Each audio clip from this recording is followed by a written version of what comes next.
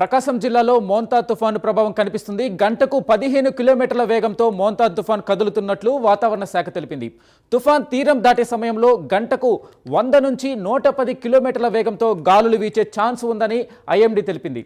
దీంతో అధికారులు అప్రమత్తమయ్యారు. సముద్ర తీర ప్రాంతంలోని మత్స్యకారులను అనుమతించడం లేదు. లోతట్టు ప్రాంత ప్రజలను ఇప్పటికే సురక్షిత ప్రాంతాలకు తరలించారు.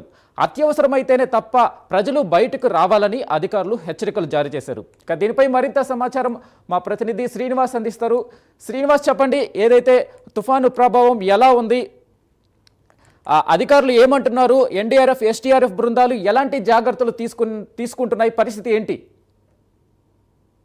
మోతా తుఫాన్ కన్నా వీళ్ళ జీవన విధానమే చాలా కష్టంగా ఉంటుందన్న మత్స్యకారులు వాళ్ళ కడలిలో కష్టాల కడలిలో వాళ్ళు జీవనం సాగిస్తున్నామని చెప్పి వాళ్ళు అనేక ఇబ్బందులకు గురవుతున్నామని ఇక్కడ ఉన్నారు మత్స్యకారులు. వాళ్ళ సమస్యలు ఏంటి, వాళ్ళు ఏమంటున్నారు అనేది ఒకటి కనుక్కున్నాం. ఇప్పుడు తుఫాన్లు అనేది రావటం వల్ల మీకు ఎలాంటి ఇబ్బందులు జరుగుతున్నాయి, అధికారులు కానీ ప్రభుత్వం కానీ మీకు ఎలాంటి రక్షణ కల్పిస్తున్నారు? మాకు ఎలాంటి రక్షణ అయితే ఇవ్వలేదు.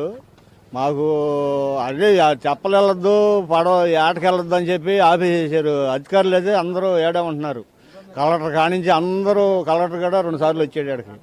ఎంఆర్ఓ ఉంటున్నాడు, ఆర్డీఓ, అందరూ అన్ని అధికారులు అందరూ ఏడమంటున్నారు. పోలీసు సిబ్బంది కానీ అందరూ ఏడమంటున్నారు. మమ్మల్ని అయితే ఆటకెళ్ళని ఇట్లా 20 రోజుల నుంచి ఇంత మడికి ఆటకెళ్ళిన వాళ్ళం కాదు మేము. వర్షాలు అయితే ఊరంతా మునిగిపోయి ఉంది. ఊరంతా మునిగిపోయింది. కావాలంటే నీళ్లు పారుదల చేసుకొని మేమే పారుదల చేసుకుంటున్నాం పంచాయతీలను పట్టుకొని.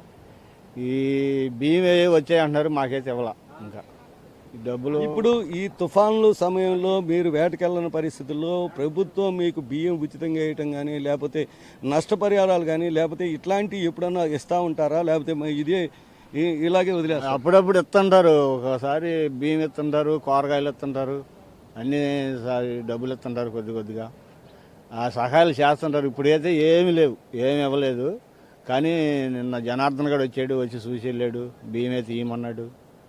ఈమన్నా కూడా ఇంత మడికి మాకు సంపాదన ఉంటుంది, ఏమి లేదు, ఏమి ఇవ్వలేదు.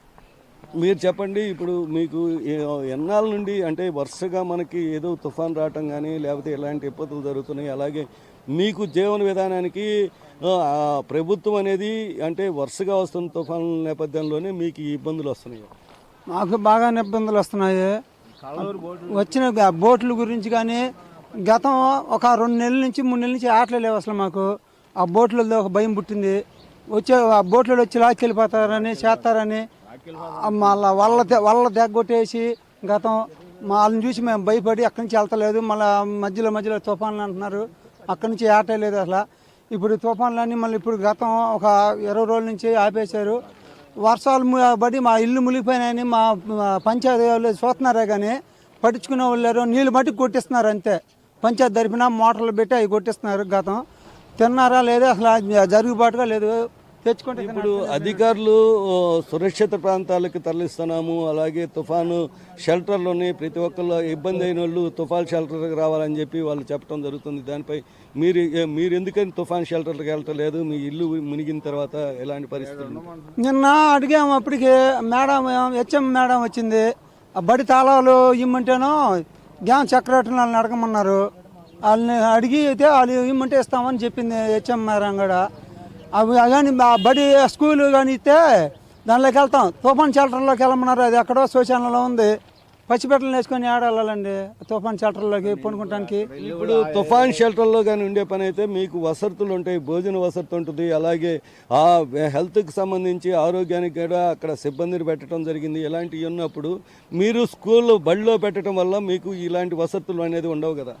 మాకు నిన్న చెప్పాడు వైస్ ప్రెసిడెంట్ చెప్పాడు, మీరు ఇంతమంది రాని వచ్చి స్కూల్లో ఉంటే బడిలో ఉంటే పంటే మీకు అన్నం భోజనం మేము సరఫరా చేస్తాము, అన్నం కూడా వండించి ఏర్పాటు చేసి ఎవరైనా చేస్తా అన్నాడు.